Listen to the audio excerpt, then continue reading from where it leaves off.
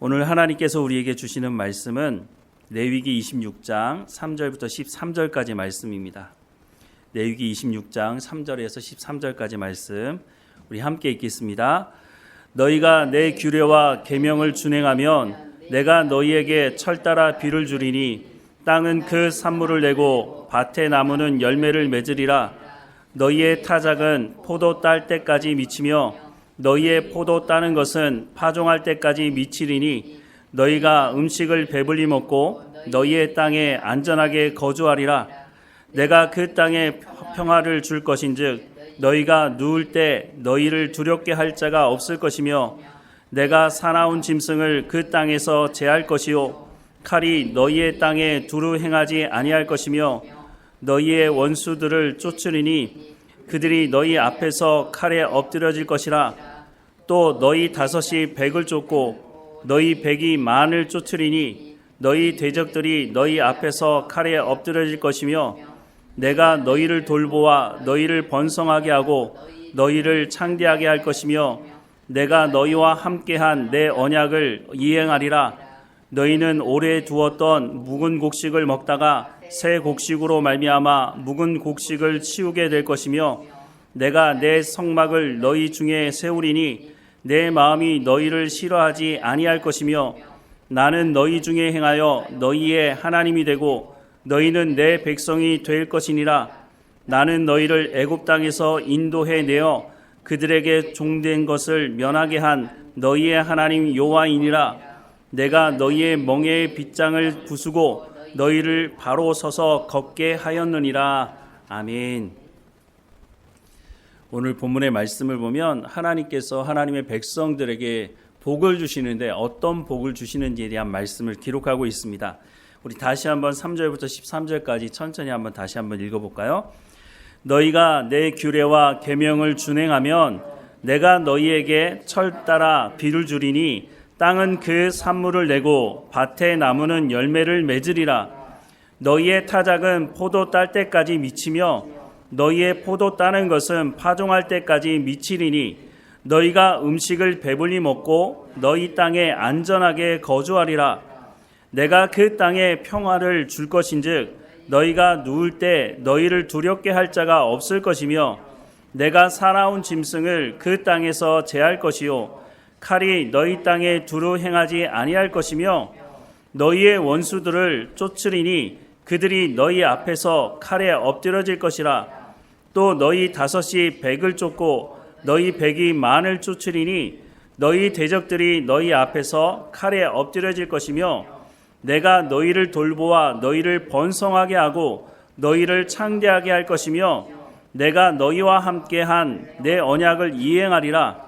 너희는 오래 두었던 묵은 곡식을 먹다가 새 곡식으로 말미암아 묵은 곡식을 치우게 될 것이며 내가 내 성막을 너희 중에 세우리니 내 마음이 너희를 싫어하지 아니할 것이며 나는 너희 중에 행하여 너희의 하나님이 되고 너희는 내 백성이 될 것이니라. 나는 너희를 애굽 땅에서 인도해 내어 그들에게 종 되었던 것을 면하게 한 너희의 하나님 여호와이니라. 내가 너희의 멍에의 빗장을 부수고 너희를 바로 서서 걷게 하였느니라. 아멘. 3절부터 13절 말씀을 보면 5가지 복에 대해서 말씀을 하는데 첫 번째 말씀하시는 복이 4절과 5절 말씀입니다. 다시 말씀을 보면 내가 너희에게 철 따라 비를 주리니 땅은 그 산물을 내고 밭의 나무는 열매를 맺으리라. 너희의 타작은 포도 딸 때까지 미치며 너희의 포도 따는 것은 파종할 때까지 미치리니 너희가 음식을 배불리 먹고 너희 땅에 안전하게 거주하리라 라고 말씀합니다. 어떤 복을 말씀합니까? 가나안 땅에 들어가서 그 땅에서 농사하는 그 소산을 너희가 먹게 될 것이고 풍부하게 먹게 될 것이다 라고 말씀을 하고 있는 겁니다. 이스라엘 백성들이 가나안 땅에 들어가기 전 애굽 땅에서 나올 때 이 사람들의 직업은 양과 소를 키우는 직업이었습니다. 그러니 전문적인 농사꾼이라고 할 수는 없죠. 전문적으로 농사하지 않는 사람들이 가나안 땅에 들어가서 농사를 제대로 지을 수 있을까? 걱정이 될 수 있는 거죠. 광야에서 40년 동안 농사 짓는 무슨 기술을 익힌 것도 아니니까 걱정할 수밖에 없는 것입니다. 그런데 이 사람들에게 가장 걱정이 될 수 있는 것은 아무리 농사 짓는 기술이 있다 할지라도 하늘에서 비가 내리지 않으면 농사를 지을 수가 없는 것이죠. 그래서 하나님 뭐라고 말씀하십니까? 철 따라 비를 주시겠다라고 말씀합니다. 우리가 이전에 이른 비, 늦은 비에 대한 말씀을 들은 적이 있는데요. 이른 비는 여름을 지나면서 땅이 건조하고 메마른데 거기에 씨를 심으면 그 농사 제대로 지을 수 있겠습니까? 그래서 이른 비, 여름을 지나고 가을쯤에 하나님께서 비를 주시는데 그 비는 씨를 심을 수 있는 비이고, 늦은 비는 추수를 앞두고 이 추수를 앞두고 비가 내려서 이 곡식이 튼실해져야 되는데 그때 내리는 비가 바로 늦은 비라는 것이죠. 그래서 철을 따라서 비를 주시겠다고 하는 것은 이른 비와 늦은 비를 통해서 풍성한 추수를 할 수 있게 하시겠다라고 말씀을 하시는 것입니다. 하나님께서 매년 풍년을 약속하고 있는 것이죠. 그 땅에 바알 신이 비를 내리는 것이 아니고 아세라 신이 땅을 풍요롭게 하는 것이 아니라 하나님께서 너희에게 풍요를 주실 것이다 라고 하는 것을 말씀해주고 있다고 하는 것이죠. 사람이 사는 동안 먹는 문제만 해결된다 하더라도 아마 생존의 거의 대부분의 문제는 해결되지 않을까 싶은 생각을 하게 됩니다. 하나님 그런데 이것을 책임져 주시겠다고 하는 것입니다.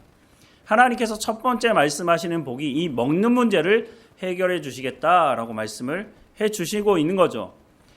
왜 이 말씀을 가장 먼저 했을까?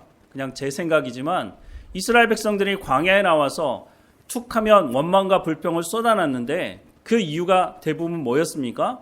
먹고 마시는 문제였다는 것이죠. 이런 경험을 하고 있는 이 사람들에게 하나님께서 만나를 내려주십니다. 매일마다 하나님께서 만나를 먹이심으로 또 물이 없으면 반석에서 물을 내심으로 이 사람들을 먹이시는 경험을 이 사람들이 하고 있으니까 하나님께서 가나안 땅에 들어가면 이런 복을 주시겠다고 하는 이 말을 더 잘 이해할 수 있지 않았겠습니까? 그런데 이렇게 말씀하심에도 불구하고 이 사람들 가나안 땅에 들어가서 바알 신을 섬기고 아세라 신을 섬겼던 것을 보게 됩니다. 아무리 하나님께서 약속하시고 하나님께서 만나를 주시는 것을 먹고 있음에도 불구하고 그 말씀을 듣고 순종하지 않으면 하나님께서 베풀어 주시는 그 은혜가 무엇인지를 전혀 깨닫지 못하는 것이고 하나님 주시는 그 풍요를 온전히 누릴 수도 없게 된다고 하는 것입니다. 오늘 우리도 마찬가지입니다. 하나님께서 아무리 말씀하신다 하더라도 내가 듣지 않고 순종하지 않으면 하나님 주시는 복을 제대로 알지도 못하고 누리지도 못하게 된다고 하는 것이죠. 두 번째 하나님께서 주시겠다는 복은 6절부터 8절 말씀입니다. 내가 그 땅에 평화를 줄 것인즉 너희가 누울 때 너희를 두려워할 자가 없을 것이며 내가 사나운 짐승을 그 땅에서 제할 것이요 칼이 너희 땅에 두루 행하지 아니할 것이며 너희 원수들을 쫓으리니 그들이 너희 앞에서 칼에 엎드려질 것이라. 또 너희 다섯이 백을 쫓고 너희 백이 만을 쫓으리니 너희 대적들이 너희 앞에서 칼에 엎드려질 것이다 라고 말씀을 하고 있습니다. 이게 무슨 복입니까? 하나님께서 가나안 땅에 들어가면 외부로부터의 공격을 막아주시고 평화롭게 살게 하시겠다라는 말씀입니다.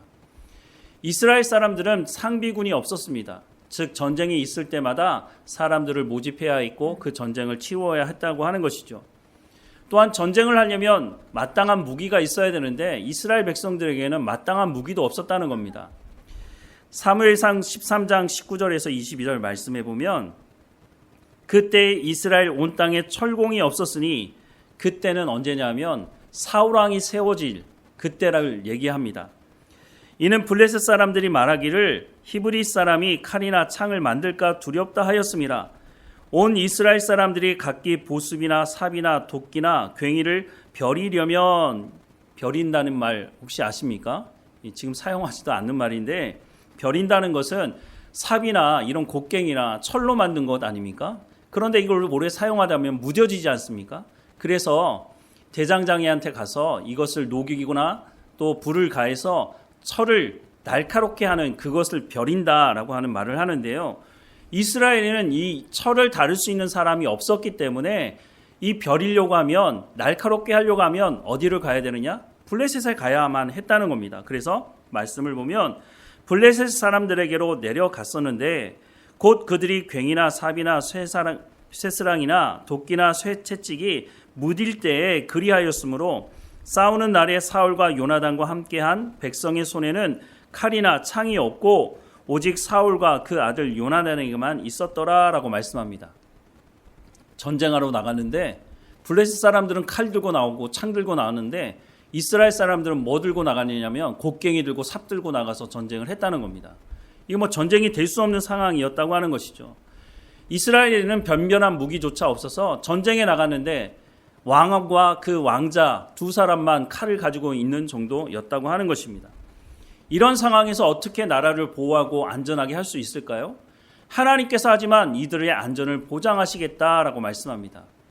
사사기 말씀을 보면 주변에 있는 여러 나라들이 이스라엘을 공격합니다. 그럴 때마다 당할 수밖에 없었던 이유가 여기 있는데, 그런데 그 내용도 들여다보면 이 사람들이 변변한 전쟁 무기가 없어서 당한 것이 아니라 우상을 섬기고 하나님 말씀에 불순종하니까 하나님께서 그 옆에 있는 나라들을 채찍으로 사용하셨다라고 말씀하시죠. 게다가 이 나라들이 채찍으로 사용되기는 하는데 과도하게 이스라엘 백성들을 공격하게 되면 그때는 하나님께서 이 채찍으로 사용했던 그런 나라들을 또 심판하시는 모습도 보게 되는 것이죠. 이스라엘이 무슨 특별한 능력이 있거나 전쟁 무기가 좋아서 그 나라가 안전하게 되는 것이 아니라 하나님께서 그 나라를 안전하게 하시겠다라고 약속을 하고 있는 거죠.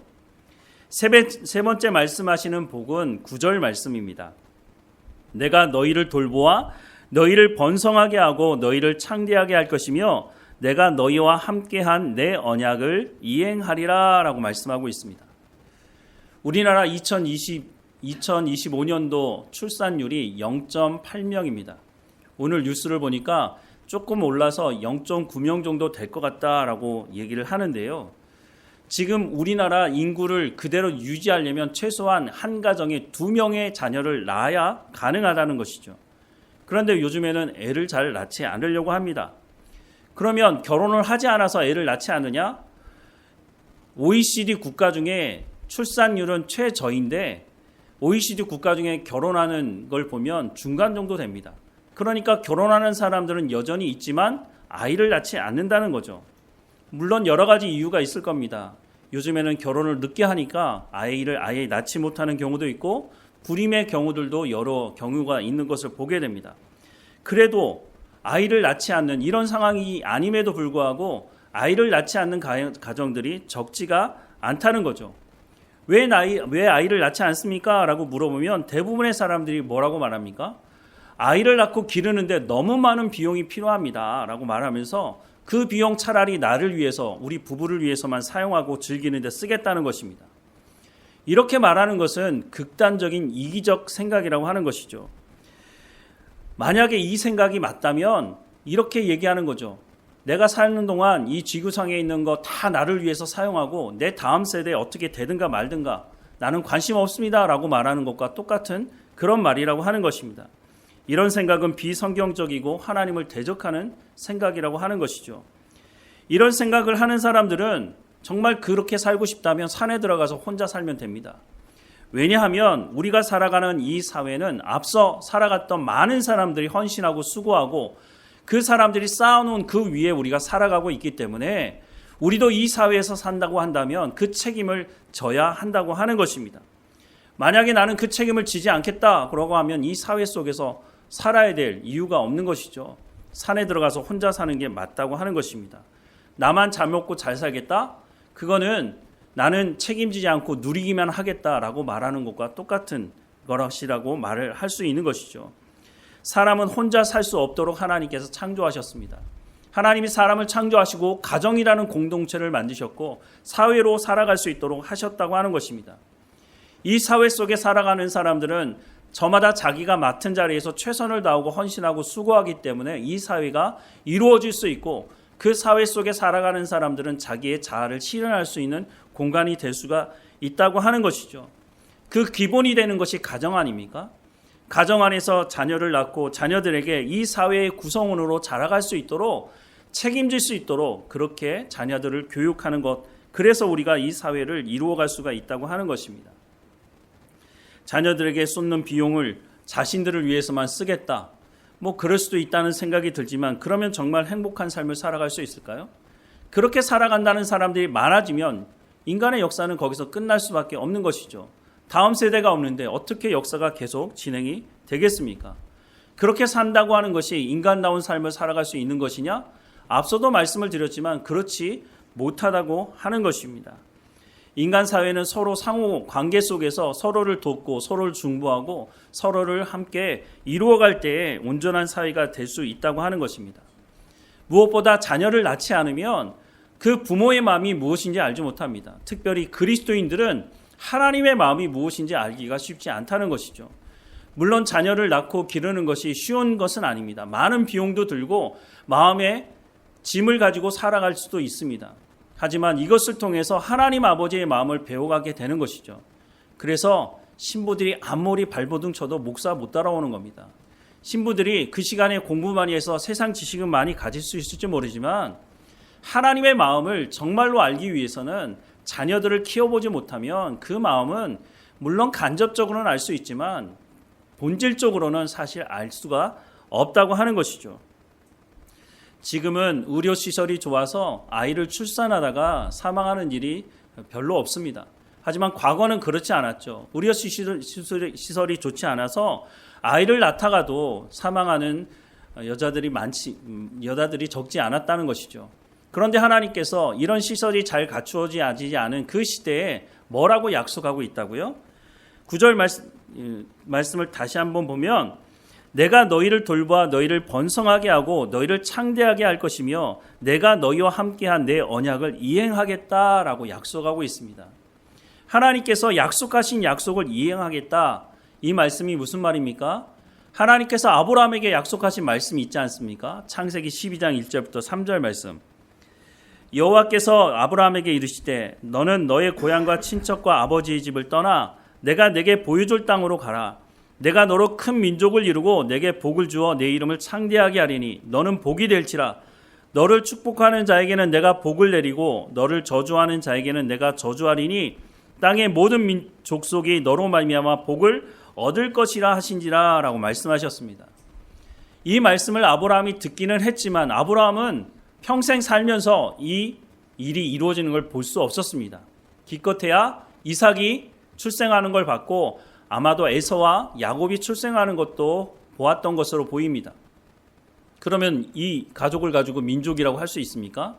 그런데 하나님께서 이 말씀을 이루셨습니까? 이루지 않으셨습니까? 야곱을 통해서 12명의 아들을 주셨고 이 아들들이 애굽에 내려가서 430년을 살게 되는데 그 결과가 한 민족을 이룰 만큼 엄청난 숫자로 불어났던 것을 확인할 수 있는 거죠. 하나님은 말씀하신 것을 반드시 이루신다는 것입니다. 모세 오경을 보면 613가지의 계명을 말씀하고 있는데 그 613가지 계명 중에 가장 먼저 말씀하는 계명이 바로 창세기 1장 28절 말씀입니다. 우리 함께 같이 읽어볼까요? 하나님이 그들에게 복을 주시며 하나님이 그들에게 이르시되 생육하고 번성하여 땅에 충만하라. 땅을 정복하라. 바다의 물고기와 하늘의 새와 땅에 움직이는 모든 생물을 다스리라 하시니라. 아멘. 하나님께서 613가지 중에 가장 먼저 말씀하시는 계명이 바로 이 말씀입니다. 생육하고 번성하라 라고 말씀합니다. 그리고 인간을 향해서 복이라는 단어를 처음 사용하는 말씀이 바로 이 말씀이라고 하는 것이죠. 저는 이 말씀을 볼 때마다 2009년에 사망한 이스라엘 할머니 생각이 납니다. 그 할머니 이름이 나일 크리셰프스키라는 이름을 가지고 있는 할머니인데요. 제가 예전에도 한번 말씀을 드린 적이 있는데 이 할머니가 18살에 시집을 갔습니다. 결혼을 했죠. 유대인들은 대체적으로 20대 초반에 결혼을 하는데요. 이 할머니도 그렇게 결혼을 해서 할머니가 돌아가실 때까지 11명의 자녀를 낳았습니다. 아들 7명, 딸 4명을 출산했다고 합니다. 11명 낳았던 거 저희 그 외할머니도 11명 낳으셨는데요. 많이 낳은 것도 아닌데 무슨 신문에 나올 정도인가라고 하면서 봤는데요. 그러면서 드는 생각이 그러면 이 세상에 살면서 가장 많이 아이를 출산한 사람은 누굴까? 얼마나 낳았을까? 제가 한번 찾아보니까 18세기의 러시아 슈와 지역에 피오도르 바실리에프라고 하는 사람이 있었는데 그 사람의 아내 이름은 기록이 없어요. 근데 이 사람의 아내가 몇 명의 아이를 출산했냐, 여러분 깜짝 놀라실 것 같은데, 쌍둥이를 16번 출산하고 또 새 쌍둥이를 7번, 네 쌍둥이를 4번, 그리고 외동 1명을 출산해서 도합 69명을 출산했다는 기록이 있습니다. 뭐 기록이 있으니까 맞는 거라고 생각이 드는데, 뭐 이 정도 출산해야 신문에 나지 않겠습니까? 그런데 그것도 아니고 11명 출산한 할머니가 왜 신문에 났을까? 그 내용을 보니까 이 할머니가 99세로 사망을 하셨는데 그때 고손자까지 무려 1,400명의 자녀가 있었다는 겁니다. 와, 어떻게 이런 많은 자녀가 있을까 싶은 생각이 들어서 보니까 이 할머니가 조금 전에 우리가 읽었던 창세기 1장 28절 이 말씀이 하나님께서 첫 번째 우리 가운데 복에 대해서 말씀하는 말씀 아니냐, 이 말씀이 너무너무 중요한 말씀이다 생각을 해서 자기가 11명의 자녀를 낳고 또 그 자녀들에게도 가장 중요한 말씀, 이 하나님께서 복에 대한 말씀, 첫 번째 하신 말씀이 자녀를 많이 생산하는 것이다 라고 해서 그 자녀들도 그렇게 가르쳤다는 것입니다. 그러다 보니까 할머니 돌아가실 때 무려 1,400명이나 되는 자손이 있었다고 하는 것입니다. 제가 이 말씀을 좀 빨리 깨달았다면, 제가 또 개척할 생각을 일찍부터 했다면 고등학교 졸업하자마자 이 말씀을 믿는 자매를 만나서 아마 자녀를 낳았다면 지금쯤 아마 수백 명 되는 교회가 되지 않았을까 하는 생각도 해보게 됩니다. 근데 이 말씀을 제가 너무 늦게 깨달았어요. 그래서 청년들에게도 가르칠 때 제가 아이가 셋밖에 없으니까 하나님 더 주시지 않으니까 뭐 가능이 더 없어서 그랬는데, 청년들에게 최소한 3명은 낳아야 된다. 뭐 3명 이상 낳으라는 말은 못하겠고 3명은 낳아서 자녀를 잘 키워라 이렇게 얘기를 했는데, 청년들이 다 이 말을 믿지 않았습니다. 하나님 말씀인데 생육하고 번성하는 것이 하나님의 복이라고 분명히 말씀하고 있는데 그 말을 듣지 않더라고요. 근데 그 중에 이 말을 듣고 순종해서 결혼해서 5명의 자녀를 낳은 가정이 있습니다. 지금은 아이들이 대학 가고 뭐 이래서 저희 집에 잘 못 놀러 오는데, 아이들이 뭐 좀 작았을 때는 저희 집에 1년에 한 번 정도 와서 함께 우리 집에서 아이들과 함께 교제하고 하룻밤 자고 가는 일이 있었습니다. 그 아이들이 바글바글 먹는 것도 뭐 장난 아니겠죠. 5명, 우리 아이들 3명까지 하면 8명 아이들이 있으니까. 그런데 그 모습을 보면서 얼마나 기쁨이 있는지 모릅니다. 그런데 이 말씀을 믿고 순종하는 사람들은 거의 없다는 것입니다. 분명히 하나님 뭐라고 말씀하십니까? 오늘 본문 9절 말씀에 다시 말씀을 보면 내가 너희를 돌보아 너희를 번성하게 하고 너희를 창대하게 할 것이며 내가 너희와 함께한 내 언약을 이행하겠다라고 말씀합니다. 누가 이렇게 하시겠다고요? 하나님께서 그렇게 하시겠다고 말씀합니다. 하나님께서 번성하게 하시고 하나님께서 창대하게 하시겠다라고 말씀합니다. 저희도 아이를 3명 낳았을 때 어떤 분이 그런 얘기 하더라고요. 목사님, 무슨 대책 없이 이렇게 애들을 많이 낳습니까? 이렇게 얘기를 하는데, 물론 저는 대책이 없는데 하나님께서 대책이 있다고 말씀하지 않으십니까? 하나님께서 번성하게 하시고 하나님께서 창대하게 하시겠다고 말씀하는데, 하나님께서 그렇게 하시겠다고 하는데, 물론 저는 대책이 없다고 말할 수 있을지 모르지만 하나님을 믿는 사람들은 하나님의 말씀을 믿는 것이 대책 아니겠습니까? 무엇보다 많은 사람들이 아이들이 많으면 그 아이들 어떻게 다 키웁니까? 그 말이 무슨 말입니까? 돈으로 키우기 때문에 그 아이들 다 못 키운다는 거죠. 저는 이 말에 동의하지 않습니다. 물론 돈이 많으면 아이들 좋은 학원에 보내고 좋은 대학 보내는데 도움이 되겠죠. 좋은 연봉 받는 그런 회사 보내는데 도움이 될 거라고 생각이 듭니다. 요즘에는 개천에서 용이 나지 않는다고 얘기합니다. 그 말이 무슨 말입니까? 아이들을 더 좋은 학원 보내야 더 좋은 대학 보낼 수 있고 더 연봉 많이 받는 회사에 들어갈 수 있다는 거죠. 그래서 요즘에는 지방에 있는 아이들, 초등학교 아이들부터 시작해서 주말이 되면 서울로 KTX 타고 올라간다는 것 아닙니까? 그 아이들이 강남에 수백만 원 되는 그런 학원 다닌다는 겁니다. 그런 학원 가지 않으면 소위 말하는 좋은 대학 들어갈 수 없다는 거죠. 과연 그게 맞는 건가 하는 생각을 하게 됩니다. 물론 이런 모습을 보면 돈 없는 부모들 입장에서는 상대적으로 박탈감이 있겠죠. 그래서 차라리 아이들을 낳지 않는 게 더 낫지 않을까? 그런 생각을 하는 것도 어쩌면 당연한지도 모르겠습니다. 그런데 앞서도 말씀을 드렸지만 오늘 우리가 살아가는 이 사회는 그런 사람들 때문에 세워진 사회가 아닙니다. 오늘도 예배드리고 있는 어르신들 보면서 저는 존경하는 마음이 있습니다. 저희 어머니 세대나 어르신들이 자랄 때에는 무슨 100만 원짜리, 200만 원짜리 학원이 어디 있습니까? 학원 자체도 갈 수 없었고 제대로 된 교육도 받을 수 없는 상황이었습니다. 세상 지식은 충분하게 가질지 모르지만 이분들에게는 삶을 살아가는 지혜가 있습니다. 그래서 그분들이 헌신하고 수고하고 그 지혜를 가지고 우리가 살아가는 이 사회가 구성이 됐다고 하는 것이죠.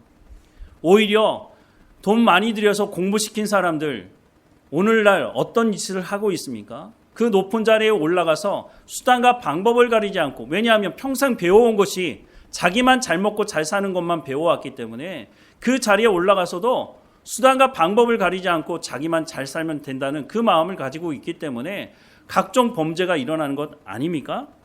오히려 돈이 사람을 망치는 세상을 살아가고 있지 않은가 하는 생각을 합니다. 돈으로 사람을 키우는 것이 아니라 그리스도인들에게서는 특별히 하나님 말씀에 온전히 순종하는 그 부모가 어떤 삶을 살아가는지를 자녀들에게 가르쳐야 된다고 하는 것을 성경은 말씀하고 있다고 하는 것이죠. 신명기 6장 1절부터 9절은 이런 말씀을 합니다. 이는 곧 너희 하나님 여호와께서 너희에게 가르치라고 명령하신 명령과 규례와 법도라. 너희가 건너가서 차지할 땅에서 행할 것이니 곧 너와 내 아들과 내 손자들이 평생에 내 하나님 여호와를 경외하며 내가 너희에게 명한 그 모든 규례와 명령을 지키게 하기 위한 것이라. 또 내 나를 장구하게 하기 위한 것이라. 이스라엘아 듣고 삼가 그것을 행하라. 그리하면 내가 복을 받고 내 조상들의 하나님 여호와께서 내게 허락하신것 같이 젖과 꿀이 흐르는 땅에서 내가 크게 번성하리라. 이스라엘아 들으라. 우리 하나님 여호와는 오직 유일한 여호와시니 너는 마음을 다하고 뜻을 다하고 힘을 다하여 내 하나님 여호와를 사랑하라. 오늘 내가 내게 명하는 이 말씀을 너는 마음에 새기고 내 자녀에게 부지런히 가르치며 집에 앉았을 때이든지 길을 갈 때이든지 누워 있을 때이든지 일어날 때이든지 이 말씀을 강론할 것이며 너는 또 그것을 내 손목에 메어 기호를 삼으며 내 미간에 붙여 표로 삼고 또 내 집 문설주와 바깥문에 기록할지니라 라고 말씀을 하고 있습니다. 부모 세대에게 하는 말씀입니다. 부모 세대에게 너희가 온전히 하나님만 섬기며 하나님 말씀에 순종하는 삶을 살고 자녀들에게 하나님의 말씀을 가르치라. 그리하면 어떻게 하신다고요? 그 땅을 차지하며 장수하게 하며 젖과 꿀이 흐르는 땅에서 크게 번성하게 하시겠다라고 하나님 약속하고 있다고 하는 것입니다. 돈으로 사람을 키우는 것이 아니라 하나님 말씀에 온전히 순종하는 그 부모들이 삶을 통해서 또한 하나님의 말씀을 가르침을 통해서 하나님의 백성들, 인간다운 삶을 살아가는 하나님의 백성들을 키워낼 수 있다라고 하는 것을 분명히 말씀해주고 있다고 하는 것입니다. 너희가 하나님의 말씀을 온전히 붙들고 순종하는 삶을 살아가면 하나님께서 책임지시겠다라고 약속하고 있다고 하는 것입니다. 네 번째 말씀하시는 복은 10절 말씀인데요. 너희는 오래 두었던 묵은 곡식을 먹다가 새 곡식으로 말미암아 묵은 곡식을 치우게 될 것이다 라고 말씀합니다. 지난해 풍성한 추수를 거두어서 먹고 마시고 했던 그것들이 있는데 또 새로운 추수를 맞이할 때 창고에 쌓아둔 것을 다 먹지 못한 묵은 곡식이 있을 정도로 하나님께서 풍요를 주시겠다고 말씀하는 것이죠. 그래서 새 곡식을 거둘 때 새 곡식을 창고에 들여야 되니까 묵은 곡식은 다 꺼내서 나누도록 할 수 있다라고 말씀을 하고 있는 것입니다. 가나안 땅에서 하나님께서 풍요를 주시는 것은 바알신 때문이 아니라 아세라신 때문이 아니라 하나님께서 그렇게 하시겠다고 말씀하시는 거죠. 그러면 이런 풍요를 허락하실 때 하나님의 백성들은 어떻게 살아가야 되느냐? 마태복음 6장 말씀에 보면 24절과 25절 말씀을 보면 한 사람이 두 주인을 섬기지 못할 것이니 혹 이를 미워하거나 저를 사랑하거나 혹 이를 중히 여기고 저를 경히 여김이라. 너희가 하나님과 재물을 겸하여 섬기지 못하느니라. 그러므로 내가 너희에게 이르노니 목숨을 위하여 무엇을 먹을까 무엇을 마실까 몸을 위하여 무엇을 입을까 염려하지 말라. 목숨이 음식보다 중하지 아니하며 몸이 의복보다 중하지 아니하냐라고 말씀합니다. 왜 사람들이 먹고 마시고 입는 문제를 가지고 염려할까요? 사람들이 염려하니까 염려하지 말라고 하나님 말씀하시고 있는 것은 맞는데 왜 하나님께서 말씀하시는 이 말씀을 사람들은 귀담아 듣지 않을까요? 사람들 마음 가운데 불안한 마음이 있는 겁니다. 하나님께서 분명히 말씀하는 것은 맞는데 우리가 하나님에게 올인했다가 하나님께서 그렇게 해주지 않으시면 어떻게 되는 거야? 이런 불안한 마음이 있는 것이죠. 그래서 보험을 드는 겁니다. 바알 신도 섬기고 아세라 신도 섬기고 하나님도 섬기면서 어느 한쪽에서 챙겨주지 않고 채워주지 않으면 언제라도 다른 한쪽은 끊어버리고 다른 한쪽에 올인할 수 있도록 하려고 보험을 드는 사람들이 적지 않다는 것입니다. 특별히 재물을 우상으로 섬기는 사람들이 있다고 말씀을 하고 있는 것이죠. 목회자로 부름받았다고 해서 이런 근심과 걱정이 없는 것이 아닙니다. 몸을 위하여 무엇을 먹을까 무엇을 마실까, 목숨을 위하여 무엇을 먹을까 무엇을 마실까, 몸을 위하여 무엇을 입을까 하는 이런 근심이 목회자에게는 없는 것이 아니라고 하는 것이죠. 다 똑같은 이 사람들에게 있는 것이니 하나님 염려하지 말라고 말씀을 하시는데 지난 3년 전에 갑작스럽게 개척을 하게 됐습니다. 개척을 하게 되면서 가장 걱정이 됐던 것이 바로 이 문제였습니다. 당장 뭐 먹고 살지? 어디로 가야 되지? 이런 근심이 됐다는 거죠. 하나님께서 분명히 말씀하심에도 불구하고 이 걱정이 제 가운데도 있었다고 하는 것입니다. 그때 예수님 뭐라고 말씀을 하시느냐? 26절 이하의 말씀을 보면 공중의 새를 보라, 심지도 않고 거두지도 않고 창고에 모아들이지도 아니하되 너희 하늘 아버지께서 기르시나니 너희는 이것들보다 귀하지 아니하냐? 너희 중에 누가 염려함으로 그 키를 한 자라도 더할 수 있겠느냐? 또 너희가 어찌 의복을 위하여 염려하느냐? 들의 백합화가 어떻게 자라는가 생각하여 보라. 수고도 아니하고 길쌈도 아니하느니라. 그러나 내가 너희에게 말하노니 솔로몬의 모든 영광으로도 입은 것이 이 꽃 하나만 갖지 못하였느니라. 오늘 있다가 내일 아궁이에 던져지는 들풀도 하나님이 이렇게 입히시거든 하물며 너희일까 보냐. 믿음이 작은 자들아, 그러므로 염려하여 이르기를 무엇을 먹을까 무엇을 마실까 무엇을 입을까 하지 말라. 이는 다 이방인들이 구하는 것이라. 너희 하늘 아버지께서 이 모든 것이 너희에게 있어야 할 줄을 아시느니라. 그런즉 너희는 먼저 그의 나라와 그의 의를 구하라. 그리하면 이 모든 것을 너희에게 더하시리라. 그러므로 내일 일을 위하여 염려하지 말라. 내일 일은 내일이 염려할 것이요 한날의 괴로움은 그날로 족하니라 라는 말씀이었습니다. 신앙생활을 하면서 더욱 확실하게 변해져 가는 것이 있는데 그것은 하나님의 말씀을 볼 때마다 그 하나님의 말씀이 믿어진다는 것입니다. 욥이 고난을 통해서 뭐라고 고백합니까? 내가 하나님을 귀로만 들었는데 이제는 눈으로 본다고, 내가 하나님을 직접 경험하고 이 고난을 통해서 하나님이 누구이신지를 분명하게 알게 됐다는 고백 아닙니까? 정말 아무 대책도 없이 쫓겨나듯이 나왔지만 예배할 장소를 하나님 허락해 주시고 예배할 사람들을 하나님께서 모아 주셨습니다. 사임하는 날부터 지금까지 제가 쌀이 없어서 굶거나 옷이 없어서 밖에 못 나가거나 그런 일이 없다는 것이었습니다.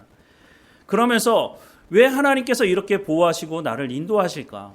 그냥 나를 내버려 두시고 팽겨쳐 두실 수도 있는데 왜 이렇게 하실까? 이런 생각을 하게 됐습니다. 그러면서 결론을 내린 것은 제가 신학 공부를 시작하면서 늘 가졌던 마음이 무엇이었느냐 하면 하나님의 말씀을 좀 제대로 가르쳐야겠다는 생각을 한 것이었습니다. 물론 지금도 그렇게 있고 앞으로도 이 마음을 가질 것입니다. 그런데 어쩌면 목회자로서 너무 당연한 생각 아닐까요? 목회자가 하나님 말씀을 제대로 가르치지 그럼 뭘 가르치겠는가라는 의문을 품을 수 있지만 제가 목회 현장에서 많은 목사님들을 봤는데 하나님의 말씀을 가지고 씨름하면서 하나님의 말씀을 제대로 전하려고 하는 목회자가 생각보다 많지 않다는 것을 알게 됐습니다. 목회자들 중에는 자기의 욕망을 채우려고 성도들을 사용하고 교회를 사용하는 사람들도 적지 않습니다. 기복주의를 끌어다가 사람들이 듣기 좋아하는 그런 말들 해주는 목회자들도 적지 않습니다. 저도 그렇게 할 수 있습니다. 그렇게 하면 편안하게 그냥 목회할 수 있을 것입니다. 그런데 그것은 목회자가 해야 될 짓이 아니죠.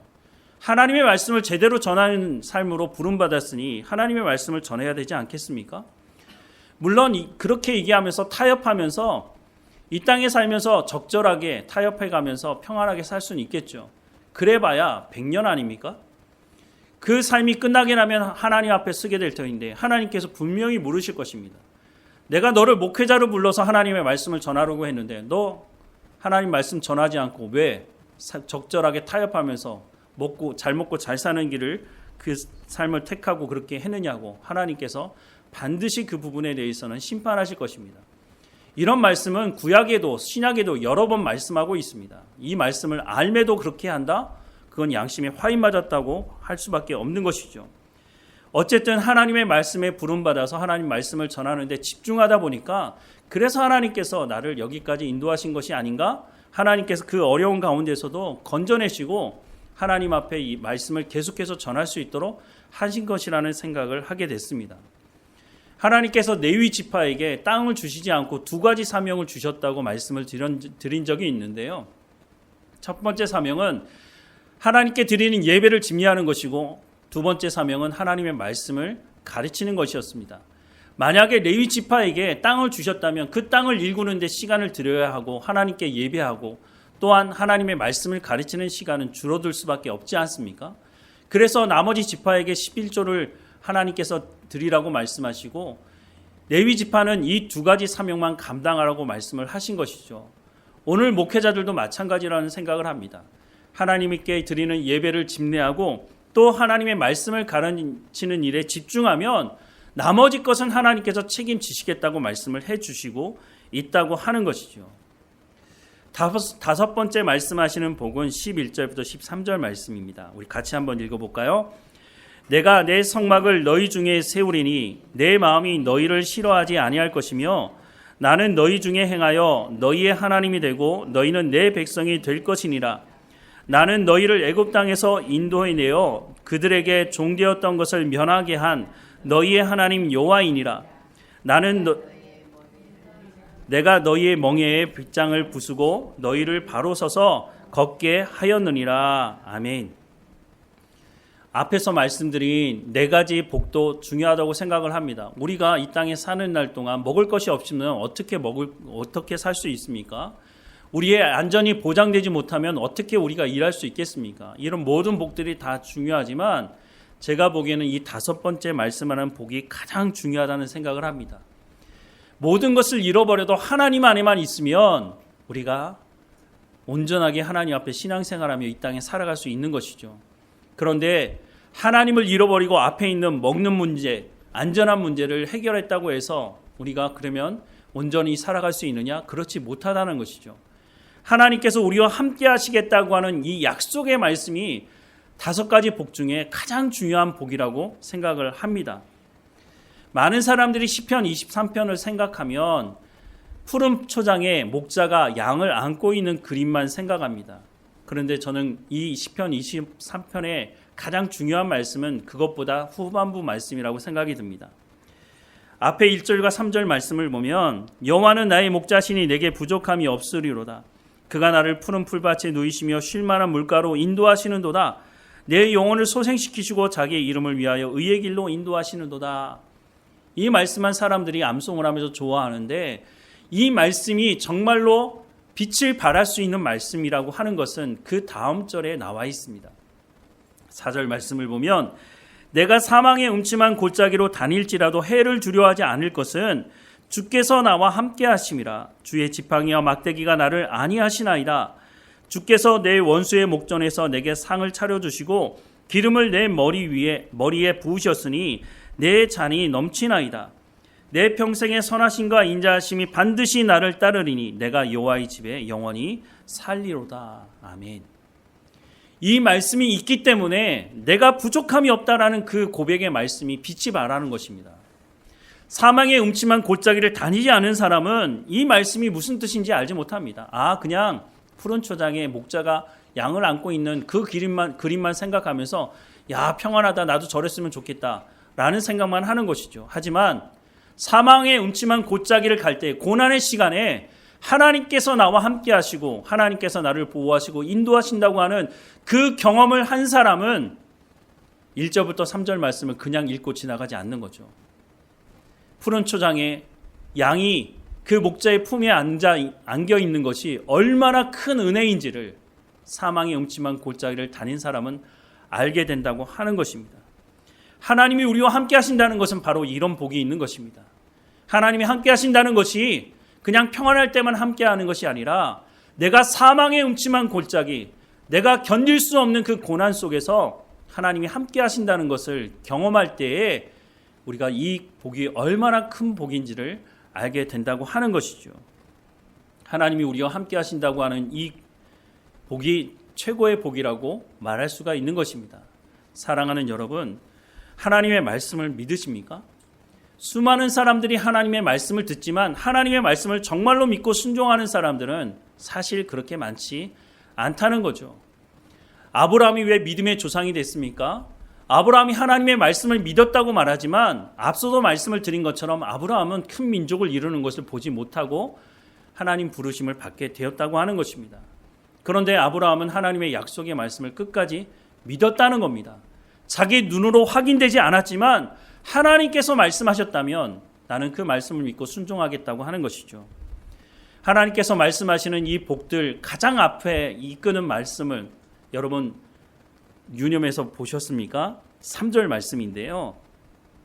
너희가 내 규례와 계명을 준행하면 이라고 말씀합니다. 왜 하나님께서 이런 단서를 붙이셨을까요?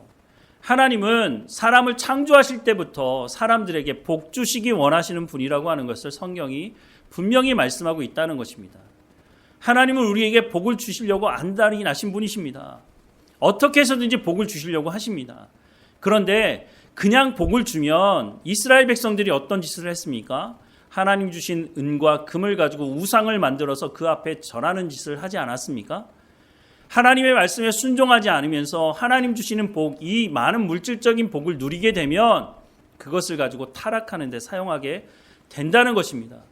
그래서 하나님을 알지 못하는 백성들이 수단과 방법을 가리지 않고 저 자리에 올라서서 다른 사람들의 머리를 짓누르는 일들을 해왔고 앞으로도 그렇게 해갈 것입니다.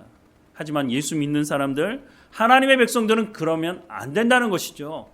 그래서 가장 먼저 하나님께서 하나님의 말씀을 듣고 순종하는 일을 행해야 된다. 그러면 내가 너희를 보호하고 안전하게 하고 너희 가운데 필요한 것들을 공급해 주시겠다는 것입니다. 하나님의 말씀에 온전히 순종하며 살아가는 사람들이 하나님 주시는 이 복을 주셨을 때에 그것을 가지고 생명을 살리는 삶을 살아가게 된다는 것입니다. 그래서 부모가 먼저 깨어서 하나님 말씀에 순종하는 삶을 살아가게 돼야 하고 자녀들에게 하나님의 말씀을 가르쳐야 인간다운 삶을 살아갈 수 있게 된다는 것입니다. 그래서 다시 한번 말씀을 드리지만 자녀들은 돈으로 키우는 것이 아니라고 하는 것입니다. 저희 부모님들 세대, 여기에 나이 드신 분들이 돈 가지고 교육을 받고 그렇게 이 사회를 이루어왔습니까? 그렇지 않죠. 오늘 하나님의 말씀을 다시 한번 보면서 나는 어떻게 살아가야 될 것인가를, 내 자녀들은 어떻게 키워야 될 것인가를, 무엇이 복인지를 우리가 제대로 알고 살아가야 한다고 하는 것이죠. 하나님과 함께하는 것, 하나님 우리 가운데 임재하시는 것이 복의 핵심이라고 하는 것입니다. 다른 모든 것을 가지고 하나님을 우리가 품지 못한다면, 우리가 하나님 가운데 살아가지 못한다면 모든 것을 잃게 되는 삶이 될 수밖에 없다고 하는 것입니다. 사랑하는 여러분, 하나님께서 우리 가운데 복 주십니다. 우리가 이 복을 누릴 수 있기 위해서, 이 복을 복답게 살아가기 위해서 우리가 하나님 말씀에 먼저 순종하는 삶을 살아가는 우리의 삶이 되기를 주님의 이름으로 축원합니다. 우리 다 함께 결단의 찬송 이후에 결단의 기도를 드리겠습니다.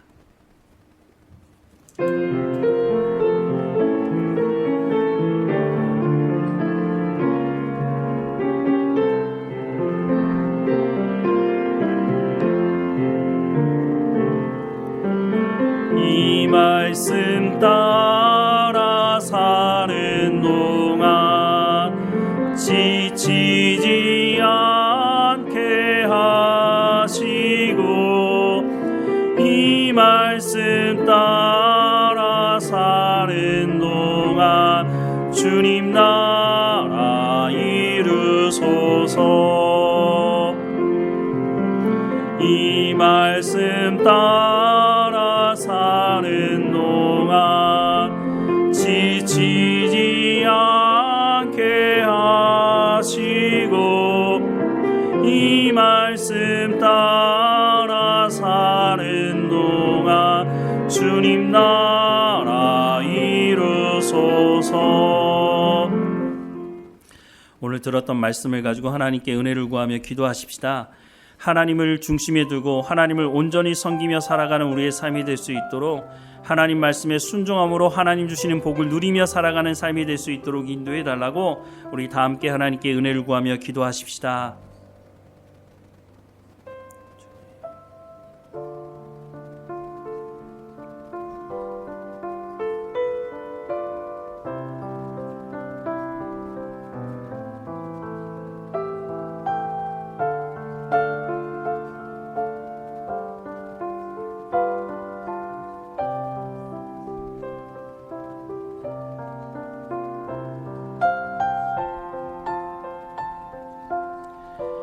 사랑하는 하나님, 오늘 우리 가운데 말씀하시는 이 복들을 우리 가운데 허락해 주시니 감사합니다. 하나님 주시는 복을 누리며 살아갈 수 있도록, 먼저 하나님의 말씀을 듣고 순종하는 삶을 살아갈 수 있도록 은혜를 베풀어 주옵소서. 우리만 그 삶을 살아가는 것이 아니라 우리의 자녀들에게도 하나님이 누구이신지를 가르치게 하시고, 이 땅에 살면서 하나님의 백성다운 인간다운 삶이 무엇인지를 우리의 삶을 통해서 열매 맺을 수 있도록 우리의 삶을 주관하시고 인도해 주옵소서. 날마다 우리 가운데 성령의 충만함을 허락해 주셔서 하나님의 약속의 말씀을 온전히 믿고 순종하는 삶을 살아갈 수 있도록 은혜를 베풀어 주옵소서. 우리를 통해서 하나님의 영광이 드러나게 하시고, 우리가 어느 곳에 있든지 우리를 통해서 하나님의 영광이 드러나며 우리가 하나님의 백성됨을 증거하는 삶이 될 수 있도록 은혜를 베풀어 주옵소서. 생명을 살리는 삶을 살아갈 수 있도록 이 한 주일에 흩어져 삶을 살아가는 가정에서, 또한 일터에서 하나님의 영광을 드러내는 삶이 될 수 있도록 우리의 삶을 주관하시고 인도해 주옵소서. 늘 우리와 함께 하시고 우리를 인도하시는 하나님께 감사드리고 예수 그리스도의 이름으로 기도드립니다. 아멘.